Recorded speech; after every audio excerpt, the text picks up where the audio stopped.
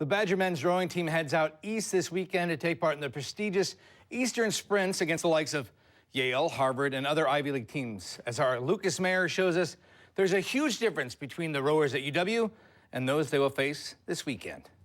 Yeah, that's it. Stand on it now, boys. Rowing is the oldest collegiate sport in the world. 1829, Oxford and Cambridge. 1852, Harvard and Yale.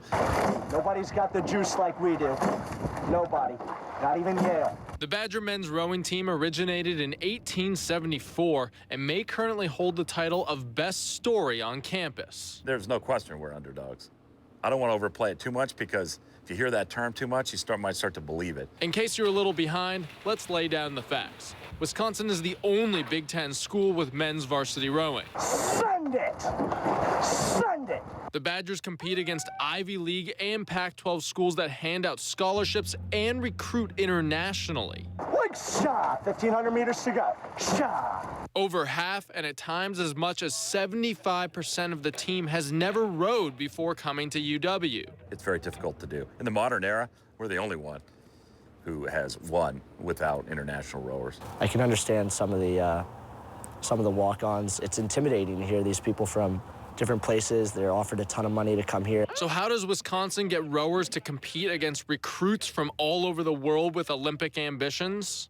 They'll go to the SOAR tables and they'll just start, approaching as many tall people as they can find. I guess it was just my athleticism or something that they saw as something that they could mold into what they saw as an elite rower. Right on the money, guys. We're killing it here. We're doing it.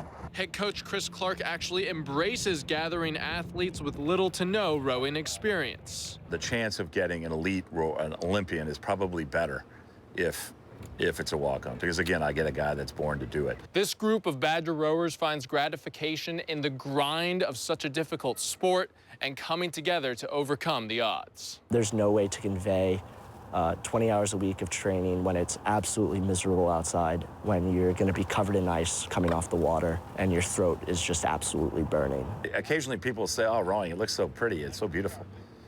You could say that, but boxing looks kind of cool too when you're a little way away from it. It's very difficult.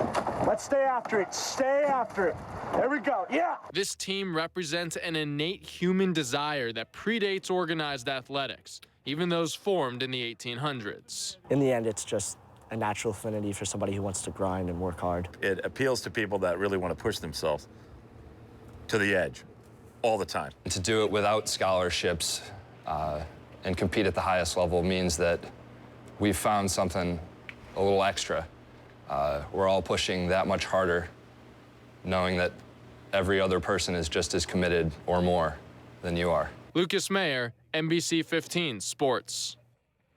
Thank you very much, Lucas. Wow, those guys are amazing. And to hear that they're all walk-ons and to put out recruiting tables, when students are coming in I remember to recruit them that. like that, it's amazing. One of my friends was small, and he got talked to about being a coxswain for the team. They just came up during registration, and that's how that. See, so go ahead and get out there and show them how it's done. I know your alma mater, Yale. You're going to be pulling for them. Yeah. He's a Yale boy. No, but that's fantastic. What's so funny about that? And a great story from Lucas. Did a great job out there. And nice job. Good luck to them this weekend at the On Eastern Wisconsin. Sprints. Yes. All right. We'll be right back with a final look at the forecast after.